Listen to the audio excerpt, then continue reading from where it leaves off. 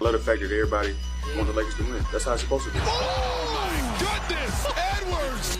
You know.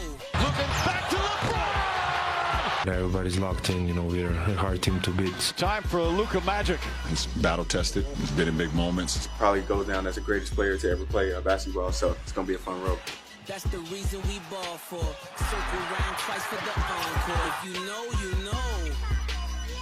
The headliner of today's action-packed slate is our ABC game just across the street between the Lakers and the Wolves. And with all of the storylines between Luka's playoff debut with the Lakers, Anthony Edwards' little revenge tour here, it feels like it's easy to overlook the fact that it is LeBron's 18th playoff run that's about to tip off. What's different about him in the postseason? Well, what's different about him this postseason is, one, he got Luka Doncic, who he is excited about playing with. Two, LeBron James always like to look ahead and look at his matchups to see how can he get to the NBA Finals or what's the route, right? And so when you think about it, yes, you're going against the Minnesota Timberwolves, which he feel like he's going to pull that series out. Then you get the winner out of between Rockets and Golden State. LeBron James looking at this season with Luka and the way that Austin Reeves is playing, and he's saying, you know what?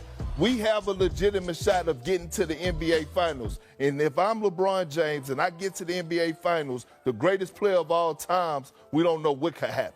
LeBron James in the postseason, there is nothing like it. And we know, Perk, that LeBron has made plenty of playoff history here. But there's also plenty of history between some other players in this matchup, Udonis. I mean, we all remember the shot, right? Luka Doncic against the Wolves in the playoffs last year. Let's just take a listen together to Rudy Gobert, because he remembers too.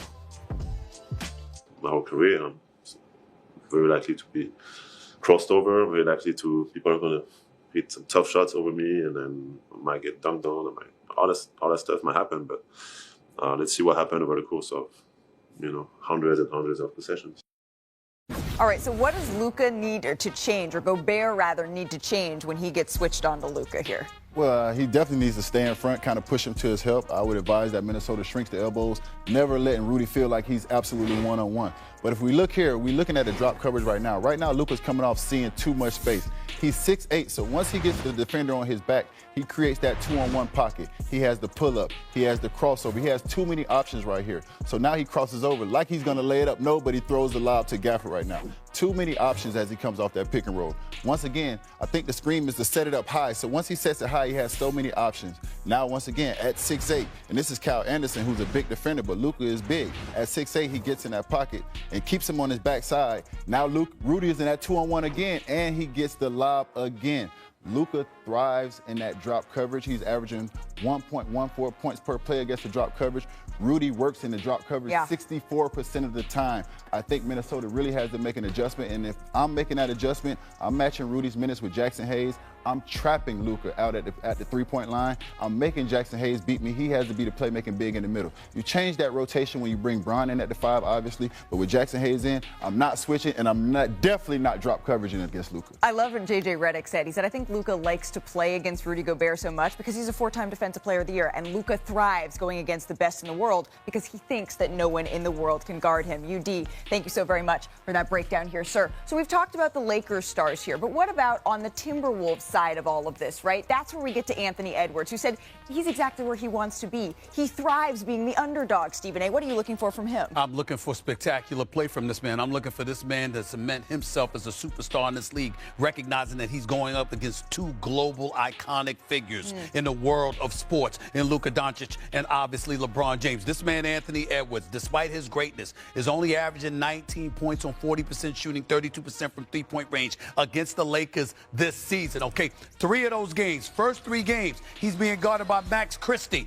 Shoot 25% from the field. Max Christie is now a Dallas Maverick courtesy of the Anthony Davis-Luka Doncic trade, right? So the last game he goes up against Rui Hachimura, shooting about 53% from the field. Different ball game. Let's see what adjustments J.J. Redick makes to defend this guy. But it will have to be by committee because the guy has that it factor, meaning he'll want it. He knows who he's going up against. He knows the spotlight is going to be on him. He wants it bad. This is his moment. I think this is bigger than it was last year when he went to the conference finals because he didn't have both Luka and LeBron to go up against. That is the case here in Tinseltown. This brother, I believe, is going to show up. That's what I think we're going to see from Anthony Edwards. And you better think that he knows that this is... And the Timberwolves. And David, when you look at what Luka did to Minnesota last year, he averaged 32 against the Timberwolves, cooked their defense.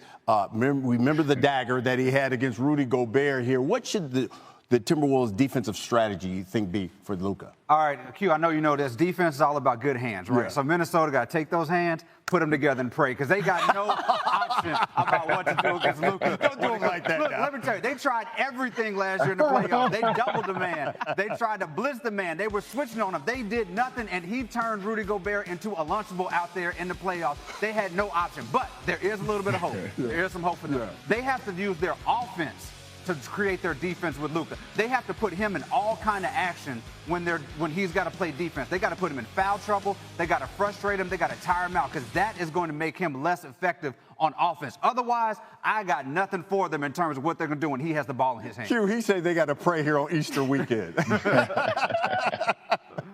Hey, I like that right there, Dave. But listen, I feel similar to what Dave feels. I mean, obviously, Minnesota has Ant Edwards, and I totally and wholeheartedly expect Ant-Man to be Ant-Man. But if Minnesota wants to have any chance to compete in this series, Julius Randle has to be a difference maker. He has to average upward of 20-plus points, and he has to go out here and put his imprint on this team and on this series. If he wants the Minnesota Timberwolves to be able to compete, you're going to need Julius Randle most importantly, but also the Naz Reid, the DiVincenzo's, the McDaniels. Everybody's going to have to step up and really, and Rudy Gobert can't be getting benched. He can't not be able to play down the stretch of these games. He has to go out there and be the big man. If they got a little man on you, you got to exploit it, but he has to be a presence as well. It's a resurrection weekend. Maybe the Timberwolves will resurrect themselves as well. By the way, Timberwolves-Lakers game 1 tonight, 8:30 Eastern, ABC. Double D, Q Rich, thank you.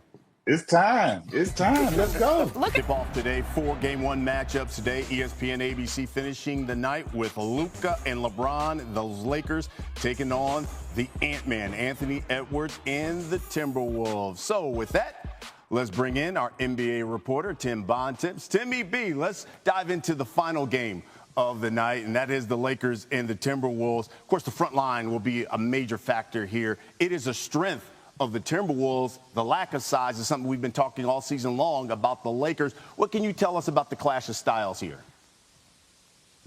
Well, Brian, you're a boxing guy, and styles make fights, right? And when you look at this series between the Wolves and the Lakers, the style of this series is going to be the bigs inside for the Wolves going up against the perimeters, Luka Doncic, LeBron James, and Austin Reeves for the Lakers. And which side can make the other come to them?